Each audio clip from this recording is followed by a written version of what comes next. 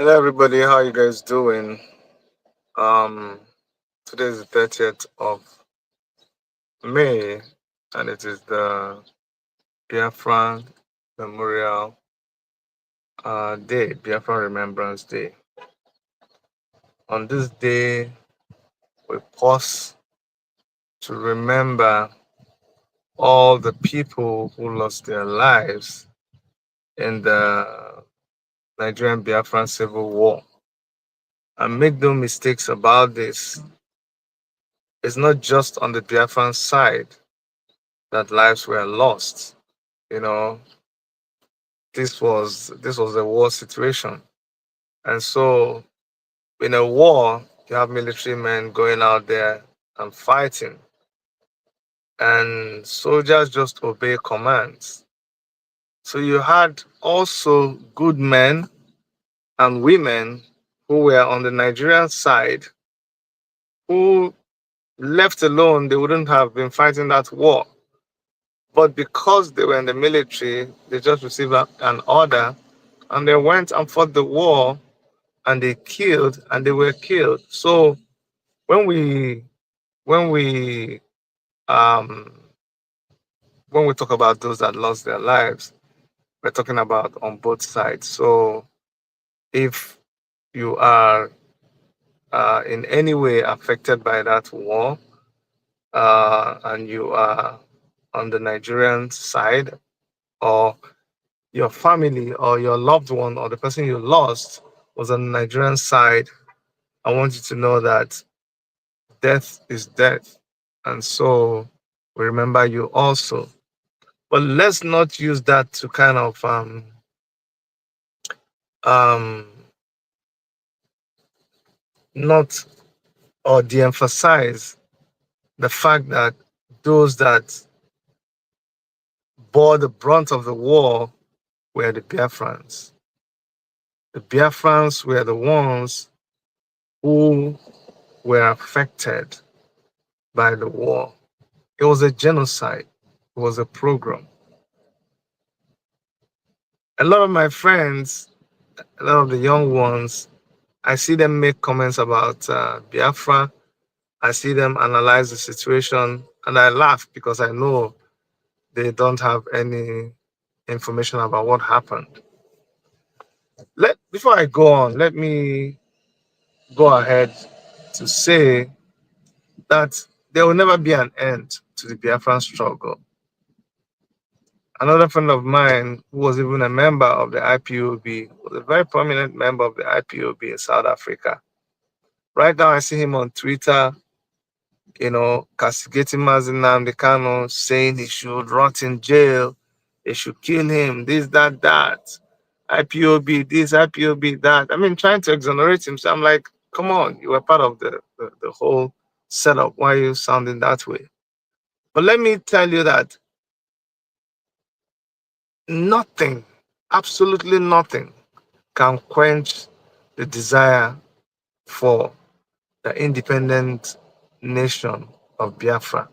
You can't stop it at all.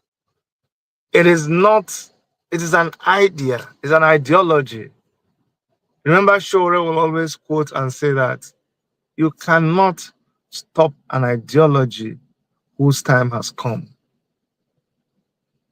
The quest for Biafra was necessitated by the situation in the country.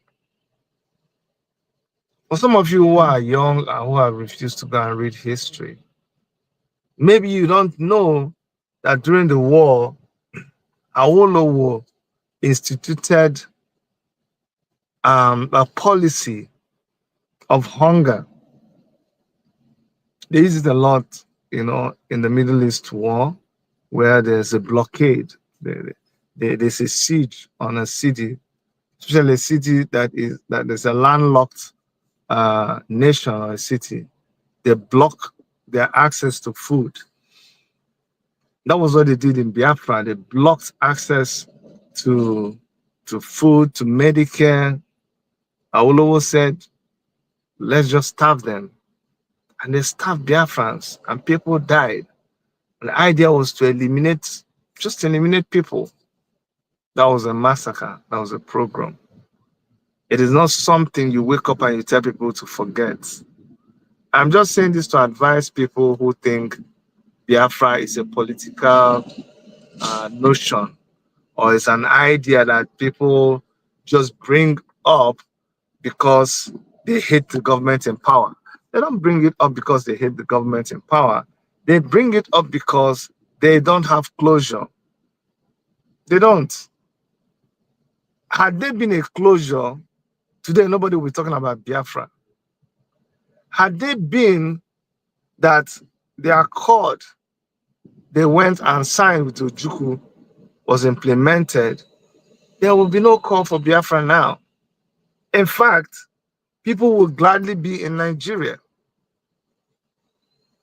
Because you have to understand that Biafrans are primarily businessmen and women, traders, you could call them.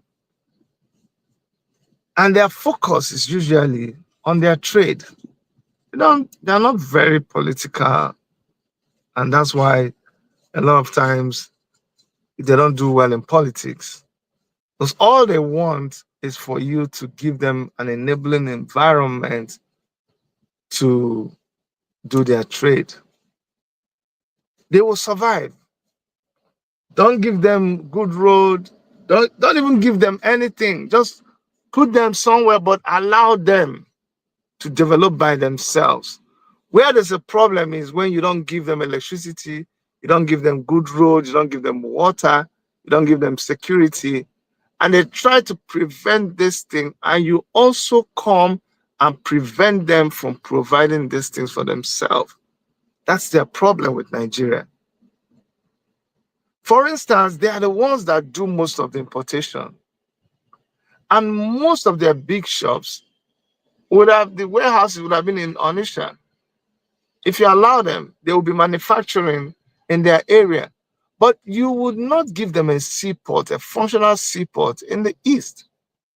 Rather, you would want them to go all the way to Lagos to clear the container, bring it down to Newi before they begin to do their assembling and manufacturing. And by the time they finish, there's a large amount on overhead. So the price of the good becomes expensive and it reduces their turnover. In other countries, I just came back with my family from Dubai, a nation that was built in the desert. Dubai is all about solving a problem. If Dubai saw that a certain area had, by the way, sorry about my eye. I just had an eye surgery, so I'm recovering. So don't let that distract you. My eye is still red, but I'm getting better. And thanks to those of you who reached out to sympathize with me. I appreciate you. Now, if Dubai saw that a section of their society were good in a particular thing, you know what they'll do in Dubai? They will just name that area specially for that thing that those people are good in. They will bring the whole world to that place. They will provide everything that you need in that area. Go and see the gold markets. If you see the people who are doing business in the gold market, they are normal, ordinary people. But see I went into, and it's still under construction. They are modernizing everything, giving it a first class. You will see the public toilets. It's like what you would find in a 5-star hotel anywhere in the world. And this is just a market. Dubai is so hot. It is in the middle of the desert. But they run air conditioners even in the underground car parks. That's what they do. But it's different case in Nigeria. They do everything to make sure that you don't succeed. They refuse to build a road in the east. So it's difficult. It's just difficult to do business in the east. And these are Biafrans who are very enterprising, who just want you to allow them. Just allow them to be. But no, you see what is this Sadana? I've forgotten his name, one of the northern leaders, in his video, where he was saying that they would rather hire a white man or a foreigner before they hire an Igbo man. These are records. Records are there. So don't make the mistake of thinking that tomorrow you wake up and there is no agitation for Biafra. By the way, agitation for self-determination is a guaranteed right of anybody who is a citizen of Nigeria, because Nigeria is a member of the Charter of United Nations Charter on Freedoms, which guarantees everybody right to self-determination. So anybody who is asking you for Biafra, for an independent state of Biafra, that person is not doing anything wrong. All you have to do is conduct a referendum, conduct a voting to see whether majority of people in that area actually want what they claim that they want. And if the majority says yes, you have to give the people what they want. If you don't do that, you are now the one asking for trouble, and you will surely get it. So as we mark the this anniversary of the Nigerian-Biafran Civil War in 2025, it is important, very, very important, that we think about the solutions that we need in Nigeria. A lot of people say, Chidi, but you're a member of the Revolution Now movement. Where do you stand? You speak Revolution Now, where you're trying to take back Nigeria, but then you're talking about Biafra, which is a notion of breaking away from Nigeria and having an independent state. How does that work? I'll tell you. You see, in Revolution Now movement, we believe, which is an offshoot of the Take It Back movement, we believe in people's rights and their freedom. We believe that everybody should be allowed to exercise their rights. We believe that the independent indigenous people of Biafra, IPOB, and everybody who is agitating for the Biafran nation, they have a right to agitate. That's what we believe. But we believe that not just the people advocating for Biafra, anybody who is protesting injustice, anybody who is saying, I want an alternative to what I have right now, we believe they should be allowed to do so. That's what we believe in Take It Back movement. So I'm not countering myself. Okay? I know what I want. The only thing we preach to people who are agitating for Biafra we try to make them understand that the method that have been employed for so many years right now doesn't seem to be working. Why? Because the people who own Nigeria will never stand to see you have a Biafran nation. They won't let it happen. And so, if we see that these people won't let it happen, what should we now do? That's why we are calling for a revolution. That's why we are calling for a pause of the whole system. Because if we're able to reset the system, then we'll be able to allow people to exercise their rights. You think getting Biafra is easy with the arrangement you have in government right now? Amazin Nnamdi Kanu has been there for how many years? You think it's easy? It's not easy. And it's not just, don't make any mistake, it's not just about the president in power. Every person who is part of that camp, if they come to power, they will still continue where the last person stopped, because they are all members of the same setup. You see, when we're telling you people that people like Mr. Peter Obi, Atiku Abubakar, Amechi, all of the recycled politicians, they're all the same thing. Tinubu, they're all the same thing. You get angry. Some of you will just leave this live broadcast. Immediately I call Peter Obi. But it's okay. We've taken that stand a long time ago, and that's why we stand. Some of you said, no way. Okute will never do it. He will never go back to PDP. He can never be found with Atiku anymore. Oh, are we not having a coalition? Are we not pandering a coalition? Isn't that what we are putting in the forefront? Isn't that what we're doing? Isn't that coalition we're doing right now? Coalition of who? Coalition of the people that ran the country down? Coalition of the thieves that stole our money? Which kind of coalition is that? It will never work. It will never work. Somebody said, since I'm talking about revolution now, somebody said they said Shore is a CIA agent. It's so pitiful how gullible our people are. It's amazing. I am amazed that people can't read the signs. They don't know. How come you don't notice when this is happening? Why don't you just read it clearly what is going on? Don't you see that the vultures are coming together? They're beginning to organize themselves again. So what do? They need to eliminate the people who are their opposition.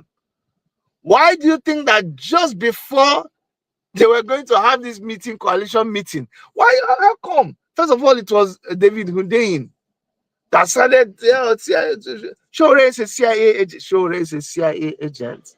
Can you imagine? For how many years? What haven't they tried? Oh, first of all, they said Shore was working for Tinubu. It was supposed to be that Shore is working for Tinubu. That one didn't stick. They're no longer pandering that one. Working for CIA. Since when? You've been saying this. Now, they started doing it, pumping, big propaganda. Big propaganda. They had to silence Shore. They had to, because if they don't silence him, this coalition will not work. Oh. They used everything. They went and bombed his Facebook. Don't you know, people just wake up and you just attack somebody's Facebook. Report it. Can you imagine? They went that low. And now they believe, okay, we have put him on a leash. Now that we have put him on a leash, we can now hold the meeting. Then they started holding the meeting.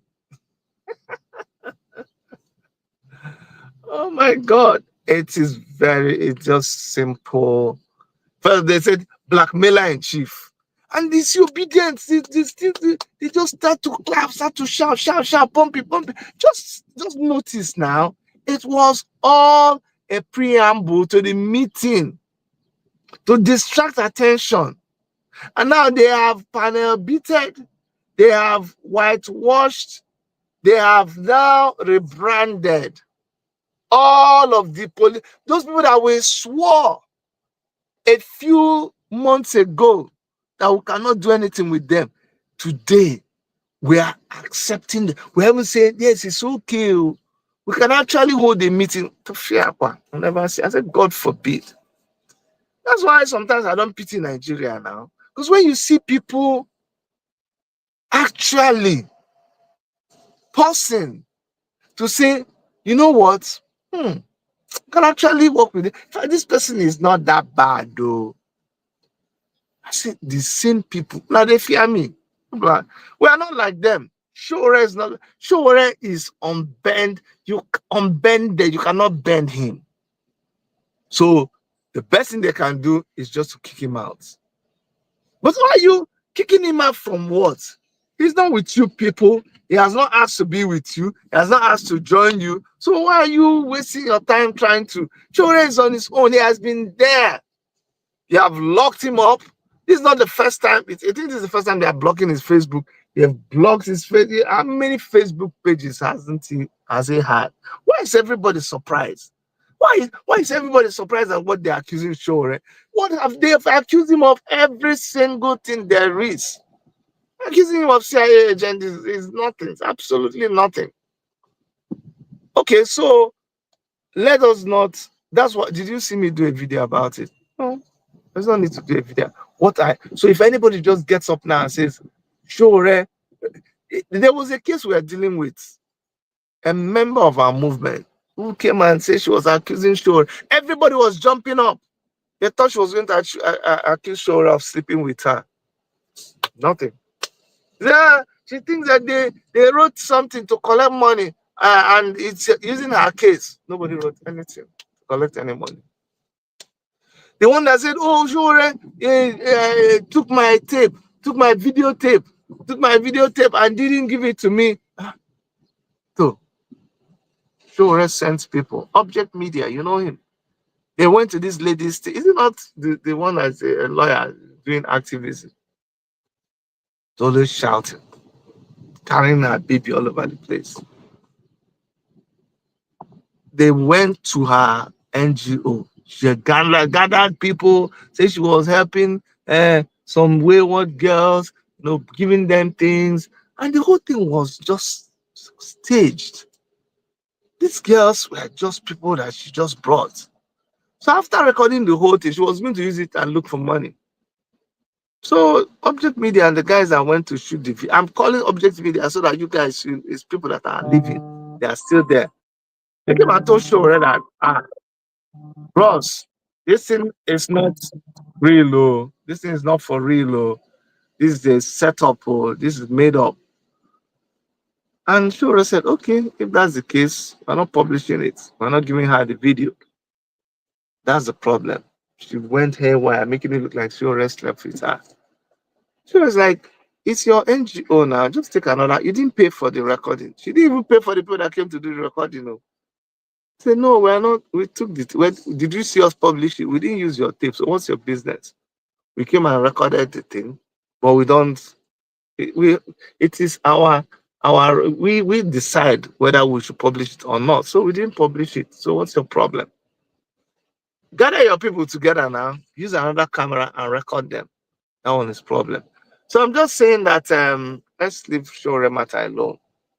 It is important that we all preach revolution now, even as we are agitating for Biafra, because it is through revolution now that we can actually get that thing we're looking for.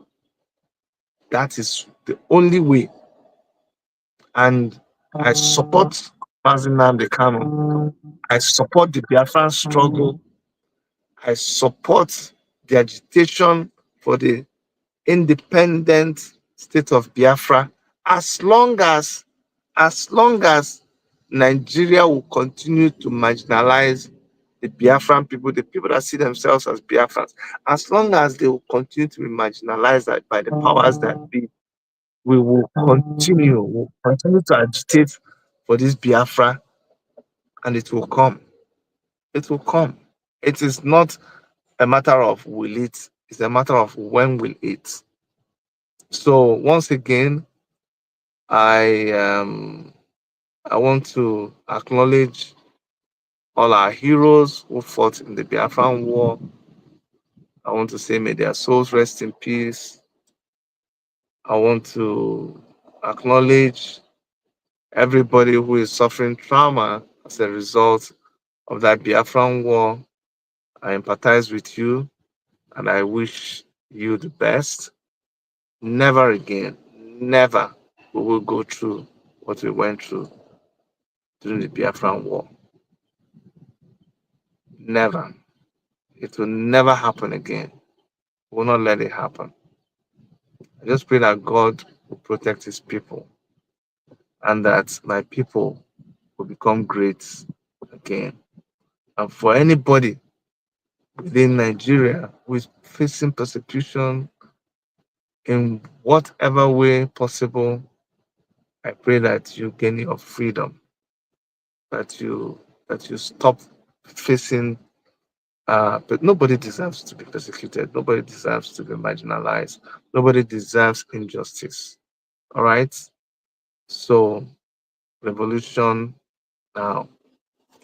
I'll see you guys in another episode of our broadcast. Bye bye.